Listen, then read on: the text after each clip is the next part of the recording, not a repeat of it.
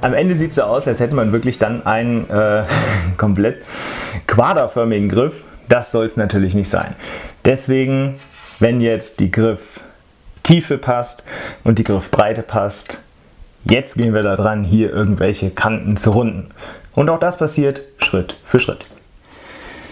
Das heißt Folgendes. Auch hier strukturiert und systematisch vorgehen. Als allererstes kümmere ich mich um die Kante, die später an eurem Handteller liegen wird. Das ist natürlich jetzt eine scharfe Kante, die ist eigentlich genau rechtwinklig. Das muss wieder komplett rund werden.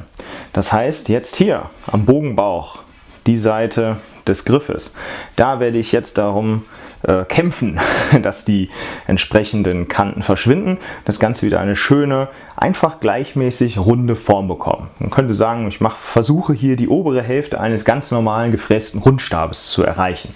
Erstmal jedenfalls. Ja, dann habe ich die beiden Kanten hier an der Stelle komplett gebrochen und man kann wieder schön drumherum packen. Gleiches passiert aber auch am Bogenrücken. Und jetzt Vorsicht, ihr wisst, am Griff wird sich der Bogenrücken nicht besonders stark biegen, im Idealfall eigentlich gar nicht, aber das ist irgendwie natürlich auch nicht zu vermeiden. Aber hier werden auch die Kanten komplett rumgezogen, auch in Richtung Rundstab. Vom eigentlichen Bogenrücken, sodass eine Faser durchgeht, wird am Ende gar nicht so viel übrig bleiben. Ist aber auch nicht so wichtig, denn im Bogengriff soll sich der Bogen nicht biegen. Deswegen ist da auch relativ wenig Belastung und deswegen macht das am Ende auch nichts. Aber man muss schon den Mut haben, jetzt hier oben rein zu gehen in das Holz. Wichtig aber ist, später an den Übergängen Richtung Fade-Out, wo die Dicke bzw. die Breite der Wurfarme wieder vollständig ist, da darf ich natürlich nicht einfach weiter Richtung Bogenrücken arbeiten, weil man dann an der Stelle wirklich Holz beschädigt, was später einmal einen Teil der Arbeit zu erledigen hat, also auseinandergezogen wird. Und wenn da dann falsch gearbeitet wird, kann das wieder bedeuten, Schwachstelle bzw. Bogen vielleicht sogar gebrochen, je nachdem. Also, alle Kanten müssen wieder rund werden.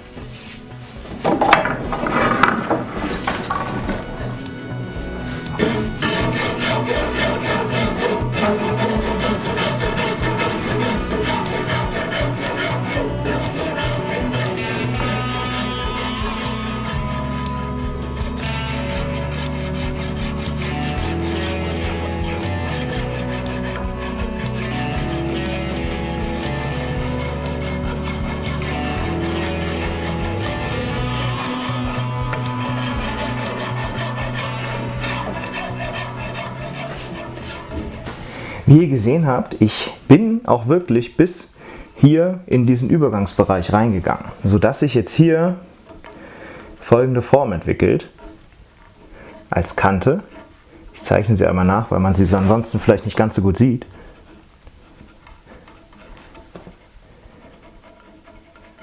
Das sieht jetzt an beiden Fade-Outs eben so aus. Also hier gerade dieser Bereich, ich kann jetzt mal einzeichnen, weil ich kann es dann nachher wieder wegschmirgeln bzw. wegraspeln. Dieser Bereich ist von der Rundung durchaus auch betroffen. Der hört nicht einfach hier an dieser Stelle auf. Ja, also da, wo auch die extra 3 cm vorhin waren, wird der Bogengriff an der Stelle abgerundet. Und das führt eben zu dieser Linienführung hier. Ja, wie ihr seht, auf der Seite, die später dem Bogenschützen zugewandt ist, also der Bogenbauch, da ist der Griff nun schön rund. Auf der anderen Seite muss das dementsprechend auch noch passieren. Das ist am Bogenrücken natürlich ein bisschen heikler und ich hatte eben auch schon erläutert, dass man vielleicht Angst haben könnte, hier was kaputt zu machen, wenn man sich in den Bogenrücken hinein bewegt. Ist aber am Bogengriff nicht so tragisch, wenn sich der Griff eben wie bei diesem Bogen nicht mitbiegt und da halt auch keine mechanische Belastung dann am Ende auf den Holzfasern hier hinten am Bogenrücken lastet. Von daher ist es ganz okay. Ja, zweiter Schritt, andere Seite abrunden.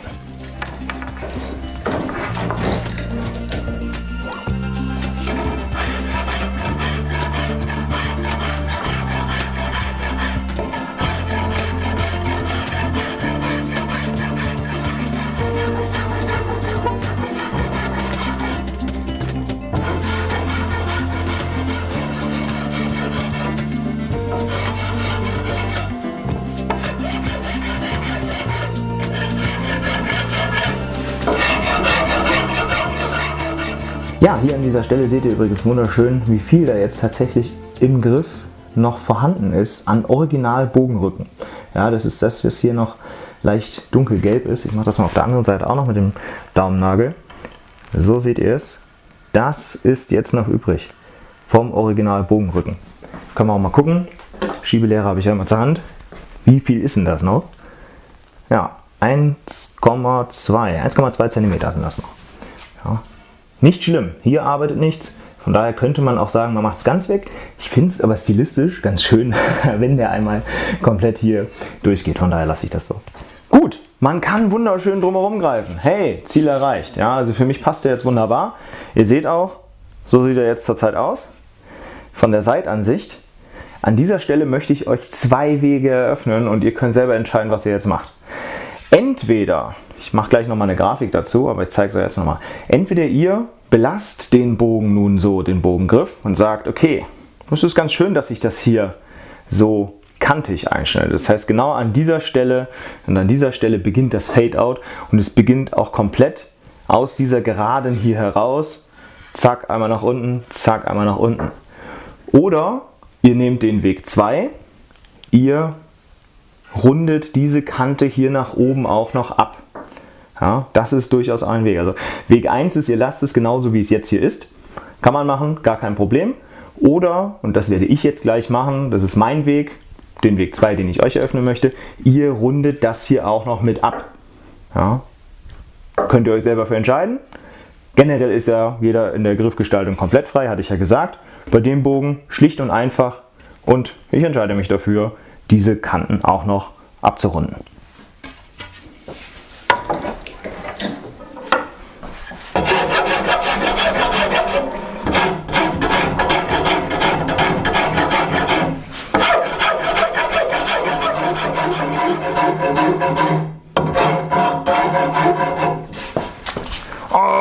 Wichtig natürlich, dabei darauf achten, dass man hier jetzt nicht irgendwo in das bereits existierende Fade-Out in diesen ja schon sehr arbeitenden Bereich reinschneiden, dass man da jetzt irgendwie sehr viel Holz wegnimmt. Dadurch kann man sich auch wieder eine Schwachstelle da reinbauen. Möchte ich nicht. Der Sidecheck immer mal wieder, um zu gucken, ist jetzt hier diese Rundung soweit harmonisch. Ich finde sie harmonisch. Was dabei natürlich passiert, es entstehen hier und hier wieder neue Kanten, die nicht mehr in diese Rundung, die ich vorher quasi ja eingearbeitet habe, hineinpassen. Das ist nicht schlimm, die werden danach jetzt auch noch bearbeitet, aber immer wichtig, Step by Step. Ich kümmere mich jetzt nur um die Form des Bogens, das heißt, ich versuche hier die beiden Übergänge möglichst gleichmäßig, möglichst harmonisch zu machen. Ich gucke mir das von der Seite immer wieder an und wenn ich damit zufrieden bin, dann kümmere ich mich wieder darum, dass ich diese Kanten beseitige. Wenn ich das währenddessen mache, komme ich nur in Schwierigkeiten, wenn ich auf der anderen Seite arbeite, dann funktioniert das noch nicht ganz, dann muss ich wieder was nacharbeiten, dann muss dann nochmal nacharbeiten. Lieber Step by Step und ganz ruhig und ganz gemächlich machen. Zeit habt ihr immer alle genug. Ja? Zeit sollte man sich beim Bogenbau sowieso immer nehmen. Mal eben schnell geht ganz wenig im Leben.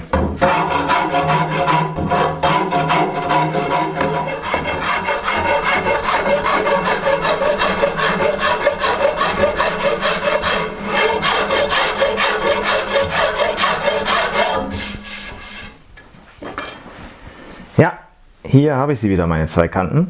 Ja, ich zeichne sie auch nochmal ein, damit das klar ist. Die sind jetzt neu entstanden, dadurch, dass ich hier gearbeitet habe. Ja, bisschen schwierig, aber die zwei Kanten hier, Kuli ist inzwischen leer gegangen, aber das macht nichts. Die beiden Kanten, die sind jetzt neu entstanden und die müssen auf der anderen Seite logischerweise dann jetzt auch wieder eingerundet werden, weil das hier alles nicht mehr so harmonisch ist. Ja. Deswegen finaler Schritt jetzt hier in der Griffgestaltung. Diese Kanten werden auch wieder eingerundet.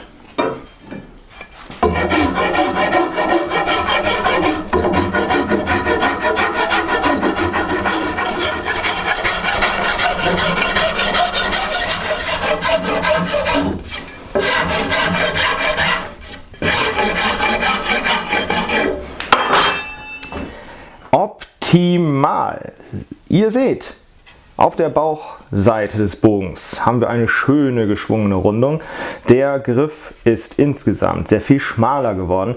Und überlegt mal, was ist das wohl für ein Unterschied zum Bogen, wie er vorher war, beziehungsweise zu der Griffsektion, wie sie vorher war. Da war sie noch richtig dick und klobig und jetzt gewinnt sie schon ein wenig an Filigranität und das gefällt mir sehr gut. Deswegen auch diese Version mit den abgerundeten Fade-Outs hier, die gefällt mir ein bisschen besser. Falls ihr euch für den Weg 1 entschieden habt, das einfach so zu belassen, überhaupt gar nicht schlimm.